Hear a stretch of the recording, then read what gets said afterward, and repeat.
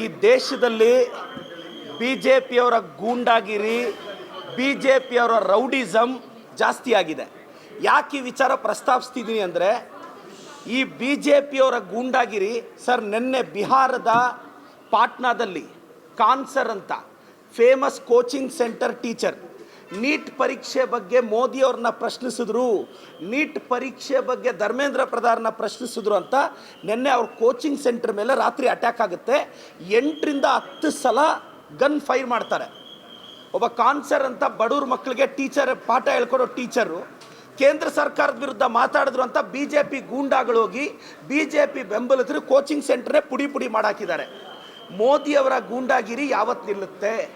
ಅಮಿತ್ ಶಾ ಅವರ ಗೂಂಡಾಗಿರಿ ಯಾವತ್ತು ನಿಲ್ಲುತ್ತೆ? ಯಾಕೆ ಒಳ್ಳೆತನ ಸತ್ತೋಗಿ ಎಷ್ಟು ದಿನ ಆಯಿತೋ? ಮೋದಿಜಿಯವರೇ, ಅಮಿತ್ ಶಾ ಅವರೇ, ನಿಮ್ಮ ಗೂಂಡಾಗಿರಿ ವೆಸ್ಟ್ ಬೆಂಗಾಲಲ್ಲಿ ಅಭಿಷೇಕ್ ಬ್ಯಾನರ್ಜಿ ಮೇಲೆ ಅಟ್ಯಾಕ್ ಮಾಡಿದ್ರಿ. ನಿಮ್ಮ ವಿರುದ್ಧ ಯಾರೆಲ್ಲ ಮಾತಾಡ್ತಾರೋ ನಿಮ್ಮ ಬೆಂಬಲಿಗರೋಗಿ ಅವ್ರನ್ನ ಅಟ್ಯಾಕ್ ಮಾಡೋದು, ಇಂಥವೆಲ್ಲ ಪ್ರಜಾಪ್ರಭುತ್ವದಲ್ಲಿ ನಡೆಯಲ್ಲ. ಇವತ್ತು ಕಾನ್ಸರ್ ಅಂತ ಸರ್ ಬಿಹಾರಲ್ಲಿ ದಯವಿಟ್ಟು ತಾವು ನೋಡಬೇಕು.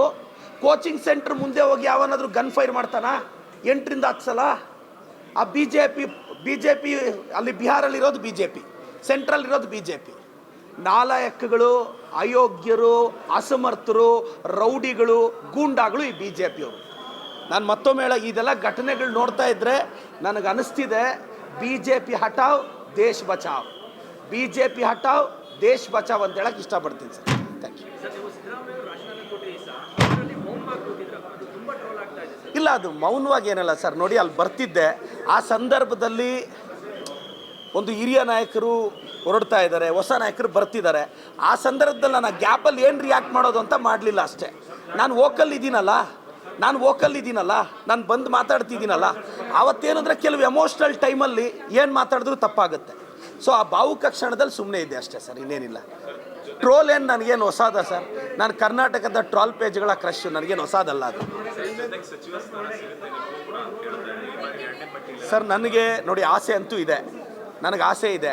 ಕೊಟ್ಟರು ಓಕೆ, ಕೊಡದೇ ಇದ್ದರೂ ಓಕೆ. ನಾವೆಲ್ಲ ಪಾರ್ಟಿ ಐಡಿಯಾಲಜಿಗೋಸ್ಕರ ಬಂದಿರೋರು, ಅಧಿಕಾರಕ್ಕಲ್ಲ.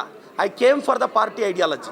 ನಾನೊಬ್ಬ ಒ ಬಿ ಸಿ ಹುಡುಗ, ಒಂದು ಒ ಬಿ ಸಿ ಮೂಮೆಂಟ್ನ ತರಬೇಕು ಅನ್ನೋದು ನಮ್ಮ ಉದ್ದೇಶ ಅಷ್ಟೇ. Not for the power, for the ideology. ನಾನು ರಾಜ್ಯದ ಜನತೆಗೆ ಮತ್ತೆ ಹೇಳ್ತೀನಿ, ನಾನು ಐಡಿಯಾಲಜಿಗೋಸ್ಕರ ರಾಜಕೀಯಕ್ಕೆ ಬಂದಿರೋನು.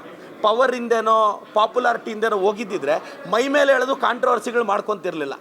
ನಾನು ಒಂದು ಟೀಚರ್, ನನಗೆ ಗೊತ್ತಿಲ್ವೇನು ನಾನು ಬೈದರೆ ಅವ್ರು ಬೈತಾರೆ ಅಂತ. ಸೊ ಜೈ ಕಾಂಗ್ರೆಸ್. Thank you sir.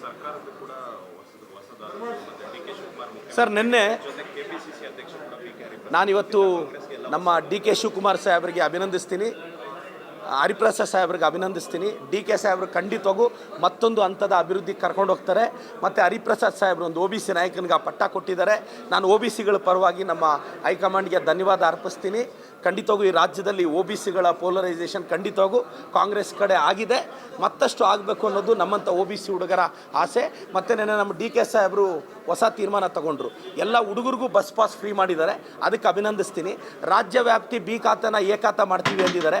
ಮತ್ತು ಅಕ್ರಮ ಸಕ್ರಮದಲ್ಲಿ 2,500 ಚದರಡಿ, ಅದೆಲ್ಲ ಒಳ್ಳೆ ತೀರ್ಮಾನಗಳು. ರಾಜ್ಯದ ಜನತೆಗೆ ಹೇಳ್ತೀನಿ, ಇದನ್ನೆಲ್ಲ ದಯವಿಟ್ಟು ನೆನ್ಪಿಟ್ಕೊಳ್ಳಿ. ನಮ್ಮ ಕಾಂಗ್ರೆಸ್ ಪಕ್ಷಕ್ಕೆ ತಾವು ಆಶೀರ್ವಾದಿಸಬೇಕು.